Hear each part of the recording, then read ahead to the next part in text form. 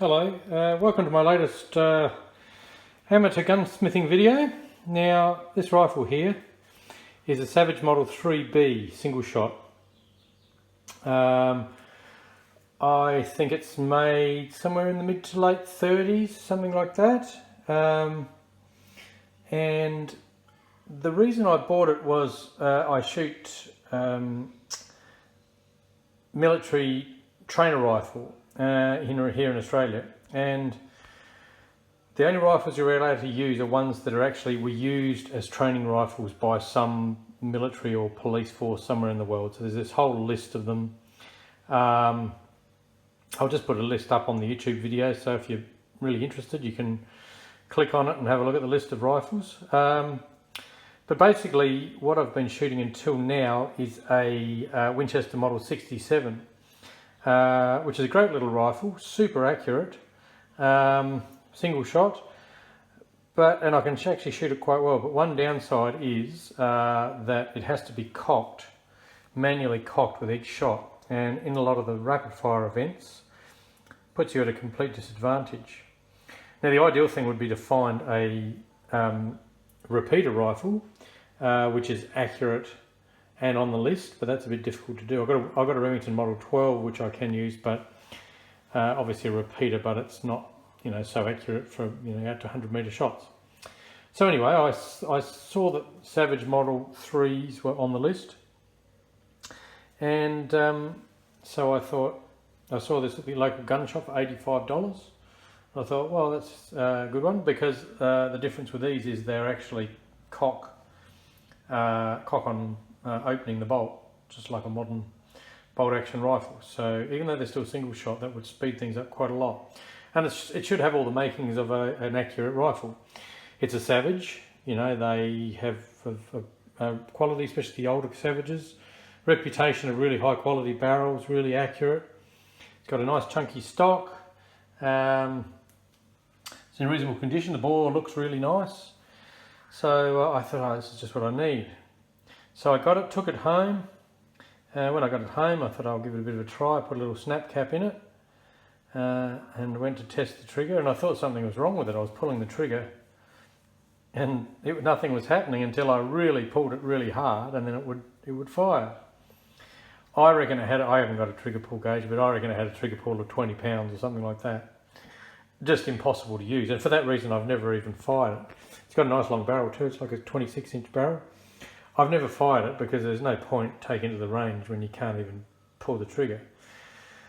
So, I thought, what the hell's going on? Is there something wrong with it or what? So, so I pulled it apart, and after a lot of looking and mucking around, putting the Sear and striker together and everything, I pretty much worked out why. So I'll pull it apart now and I'll show you the Sear and striker. Alright, so I've taken the stock off. Now another thing you'll notice, compared to a lot of the cheaper old 1920s, 1930s and 40s, 50s single shot rifles, like the old Winchesters, the 67s and 69s, and then of course there was, here in Australia, there was the Lithgows and Slazengers, which were kind of copies of those Winchesters. They actually had the trigger hanging on a pin in the stock, and a quite unusual sort of system of extraction and stuff. This here is much more kind of normal, I guess you call it, compared to modern rifles. So again, I'm filming on my iPhone, so it's a bit hard with one hand. Oops, there's my little snap cap I've been using.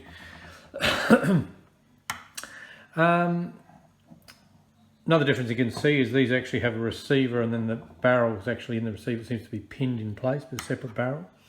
I'm not sure that would make any difference. It seems to be pretty rigid setup. But if you look at, so the trigger's pivoted here, and you look at that, it just pulls the Sear down there like that. So I'll just pull the bolt out.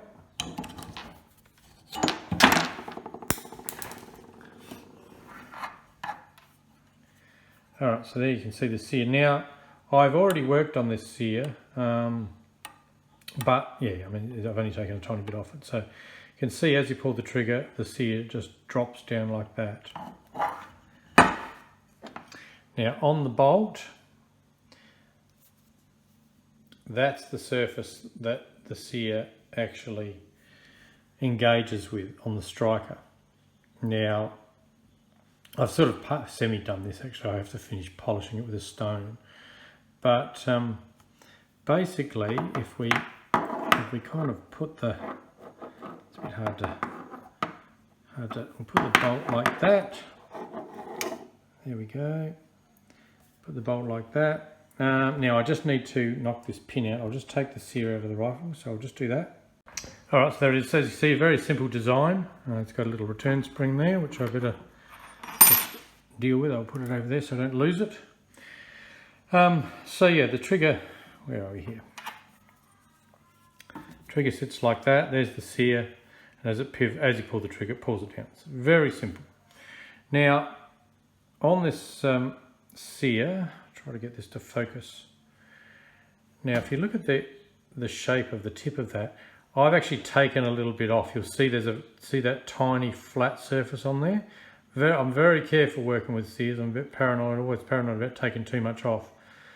But the reason I did that is because I realised that if you look at this here, and again I've taken some off there, see how that has like a 45-degree notch in that striker, and that's the sear engagement surface. So when this was sitting in the rifle, this had an actual point on it. It went to an absolute point. The first thing I did was I polished the top just to, you know, see if that helped. It really didn't make any difference. But then what I realised was when it's engaged, the actual point of the sear is actually sitting in the actual this 45-degree backward notch. So that means as you pull the trigger and that you're pulling this downwards, it's having to work against a 45-degree. Well, both of them, that's 45 that way, and the sear is 45 that way as well. So they're sort of parallel with each other, but then you're pulling the sear straight down. So it's having to overcome the spring tension a little bit. Obviously the striker has to move back a tiny bit before it will release and allow the striker to go forward. Now the sear engagement is actually, see how there's like a little flat surface on the side there? That goes on the bottom of the receiver. So when this is in, it actually limits, where are we? Over here. It limits how far the sear can go up into there. But working it out, I worked out that it was just sitting behind that surface. So I thought, well, the only way to reduce the trigger pull was to actually get that 45 degrees of the two engagement surfaces and try to bring it back to a 90 degrees, so that as I'm pulling it down, it's just pulling it straight down with little resistance. So what I did first, as I showed you before, is I put a little fine grinding disc on the Dremel tool and put it in my vise, and then just touched this carefully onto it. And you can see I've got about a, get it to focus. See, it's probably about maybe 1/2 millimeter flat bit on the edge, and I tried to get it so that when it was in the rifle, it's actually at 90 degrees to the direction that the sear comes down. So well, I'll do that first. So I carefully took a little bit off. I was very careful not to take too much. I probably could take more, but I'm a little bit not so game to. Put the rifle back together, made a little bit of difference, but because I think it was allowing to come off the edge of the sear surface on the striker a bit more easily, but it was obviously still heavy and still catching behind that 45 degree surface. I'll see if I can show it to you a bit better.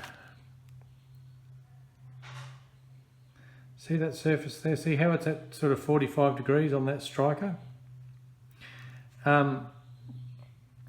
So what I did was I put the Dremel in a vise again, and I just very carefully dressed the top of that back. I'm not trying to take the whole thing away, but I've created a little 90-degree surface.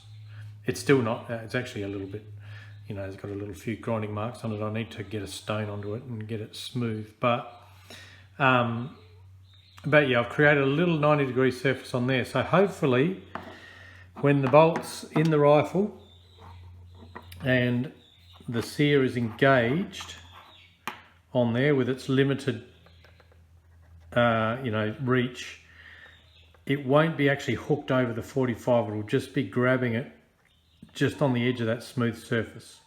So then as you pull it, it will give a lower trigger pull. So anyway, so I thought I might have to take more off. That's why I haven't polished it. I won't polish it till I get to the very end. I put it back together again, and actually I did it twice. I put it back together. It wasn't quite good enough, so I took it back apart. I took a little bit more off this. Put it back together again, and it's actually not too bad now. It could be lighter. It's not as light as some of my other rifles, you know, my Winchester 67. I think they've only got about 3 or 4 pound triggers. This is probably about 5 or 6 pounds now, I reckon. But, you know, I can put it up to my shoulder and take aim at something and squeeze the trigger and have it, you know, fire without moving the sight picture. So I'm not game really to try to make it lighter. You know, when you try to do that, there's a risk it'll get to the point of, you know, not engaging properly or something. So I'm going to leave it at that. But what I am going to do is I'm going to stone that surface there, and then I'm going to stone that my 90-degree surface on that. Oh, one trick that I should actually point out. Actually, I'll just turn the camera off because I need 2 hands to do this. Right, here's a little trick for you to make it. These bolts are quite hard to pull apart, it seems. See, there's a pin just there that obviously holds it, but it doesn't go right through. So it seems like the bolts have been assembled, and I'm not sure. I don't know how you can obviously knock the pin out of that cocking piece there and get that off.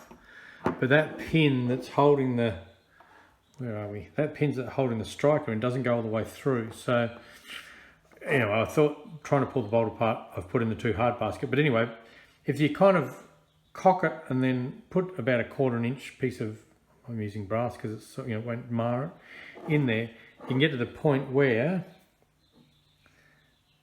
see, that Sear surface is now kind of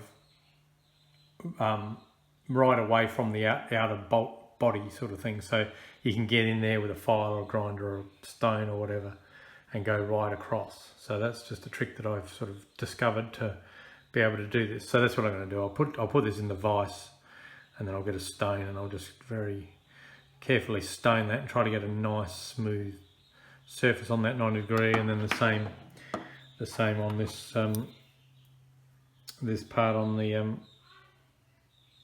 Sear on the trigger. Do that, and then use a little bit of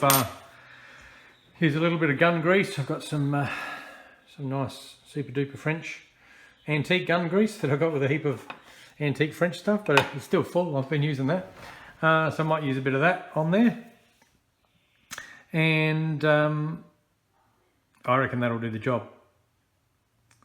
So I'll just finish stoning that and put the rifle together, and then I'll show you the final product. Alright, so I've polished both of those Sear surfaces and put a bit of gun grease on there. So still cocking alright, so that's the main thing. It'd be terrible if you took too much off and then it just didn't cock. Alright, so I better put a snap cap in there. These little things, they're not actually designed to be snap caps, these, but they're cheap. See, the rims get a bit knacked, but you can buy them by a pack of 10 for a few dollars. So I find they're pretty good just for mucking around doing stuff like this. Alright, let's have a feel of that. That's actually not too bad. But yeah, it's quite a crisp trigger pull. Yeah, like I said, it's still not super light. Could probably make it a bit lighter, but then you risk I don't want to make it dangerous. So